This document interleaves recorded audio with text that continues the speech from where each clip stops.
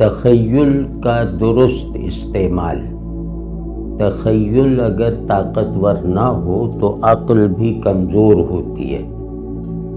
واضح ہے نا. اس کا ہمارے مذہبی لوگوں کو اندازہ نہیں ہے، علماء کو، کہ تخیل اگر کمزور ہے تو آپ کے ذہن کی ہر چیز کا درجہ پست ہو جاتا ہے.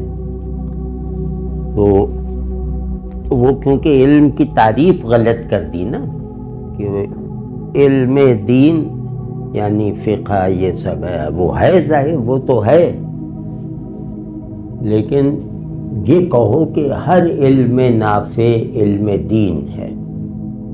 جو بھی نافع علم ہے وہ علم دین ہے. تو اس میں ظاہر ہے کہ 99% دنیاوی علوم آتے ہیں کہ آپ ان علوم کو نافع بنائیں. تو آپ نے گویا آپ کا یہ علم آپ کو مفسر کے علم سے بھی ہو سکتا ہے بڑھا دے، اس کے درجے سے بھی بڑھا دے اللہ کی نظر میں. تو تخیل کہتے ہیں دیکھے ہوئے کو بہتر صورت دینا. ایک بہت بڑا استاد شعر، جس کو کہا جاتا ہے 20ویں صدی کا سب سے بڑا استاد شاعری اور ادب میں، ایزرا پاؤنڈ، جو ایلیٹ کا استاد، ییٹس کا استاد، جو اپنی سب سے بڑے شاعر تھے 20ویں صدی. تو خیر وہ ایک مشق کرواتا تھا، یا اس نے کرواتا تھا یا اس نے اپنی کتاب میں، اس کی ایک کتاب ہے ABC آف ریڈنگ، اس میں لکھا، چھوٹی سی کتاب ہے وہ، جس کو ملے دیکھ لے، وہ بہت اچھی ہے. تو اس میں اس نے لکھا کہ بھائی تم جاؤ کہیں اور کوئی فرض کیا کوئی درخت ہے یا کوئی آبجیکٹ ہے، اس کو جا کے دیکھو غور سے، اور پھر واپس آؤ، ڈیسک پہ بیٹھو، کاغذ قلم سنبھالو اور یہ لکھو کہ تم نے کیا دیکھا. پھر وہ جو لکھا ہے کہ میں نے یہ دیکھا، وہ لے کر پھر درخت کے پاس جاؤ جس کو تم نے دیکھنے کی بوداد لکھی ہے. اب اس اپنی تحریر اور اپنی دید، یعنی دیکھے ہوئے درخت اور بولے ہوئے درخت میں فرق دریافت کرو. تو یہ کرتے رہو یہاں تک کہ جو تمہاری تحریر ہی درخت کو دکھا دے، پھر تمہیں درخت کے پاس جانے کی ضرورت نہ پڑے. تو یہ ہے تخیل کا پہلا درجہ، کہ جو دیکھا ہے اس کو ریپروڈیوس کر سکے لفظوں میں، اور ان لفظوں میں ایسی ایکوریسی ہو کہ جو بھی تمہارے وہ الفاظ پڑھ لے وہ اس درخت کو گویا اسی طرح دیکھ لے جس طرح تم نے دیکھا. یہ تخیل اور ایک ایکسپریشن مل جائے تو اس کا پہلا قدم ہے. تو اسی طرح بہت سارے تخیلات ہوتے ہیں کہ آپ نے دیوار دیکھی اور دیوار دیکھ کر آپ نے سمجھا کہ ہر لمحہ ایک دیوار کی طرح ہے، مجھے اس میں سے نکلنا ہے. ایک لمحے سے دوسرے لمحے تک جانے کا عمل ایک بامانی انسان کے لیے ایسا ہی ہے کہ وہ اس دیوار سے گزرتا رہے، ایسی دیواروں سے جن دیواروں میں نہ کوئی دروازہ ہے نہ کھڑکی ہے. اب یہ تخیل، یہ تخیل اگر آپ نے تھوڑا سا اس کو اہمیت دی نا، تو آپ کا ٹائم کے ساتھ تعلق جو ہے وہ میٹافزیکل ہو جائے گا، اور آپ کو اس کے فائدے ذہنی طور پہ بھی، ذوقی طور پہ بھی، عقلی طور پہ بھی محسوس ہونے لگیں گے. ٹھیک ہے نا. تو یہ اب تخیل ہے.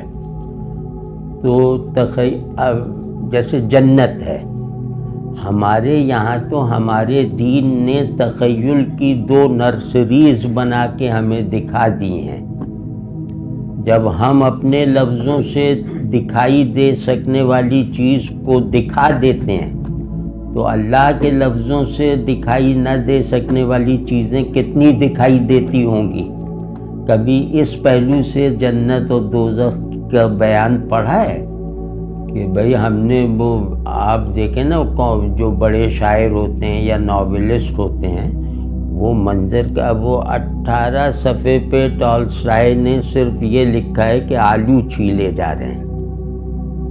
اب وہ آلو کے یوں ہو رہا ہے، اس کی پرت ایک ادھر جا رہی ہے، اس میں رنگ اس طرح کے ہیں، کوئی 50 رنگ بھی گنوائے ہیں ضمن میں، اور آپ کو محسوس بھی نہیں ہوگا کہ یہ اپنی استادی دکھا رہا ہے، آپ کو پوری طرح وہ رکھے گا. تو اب کوئی بات تو ہوگی نا کہ جب آپ 18 صفحے پڑھنے کے بعد سوچ رہے ہیں یار پڑھا کیا ہے، تو پتہ چلے گا وہ آلو چھیلنے کی تصویر کشی دیکھی. تو یہ لوگ جب آپ کو اتنا محو کر لیتے ہیں تو اللہ کے بیان میں کتنی زیادہ ریفلیکشن ہوگی جس کا وہ بیان ہے. یعنی جس چیز کو اللہ بیان کر دے، جس کی تصویر اللہ کھینچ دے، وہ ظاہر ہے کہ پوری کی پوری سامنے ہے. تو اس کو بس اپنی آنکھوں کا معیار بلند کرتے چلے جانا ہے.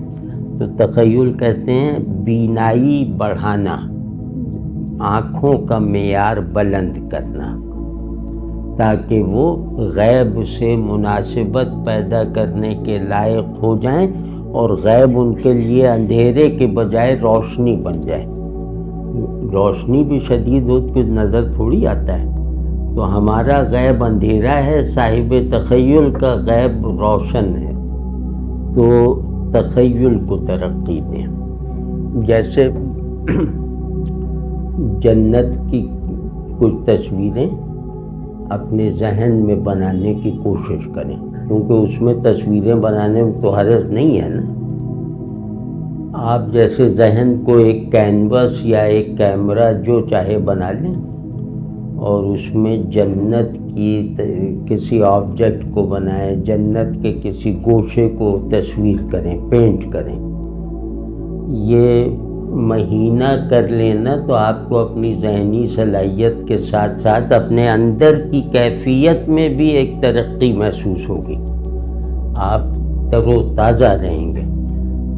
صاحب تخیل کے اندر کبھی خزاں نہیں آتی. وہ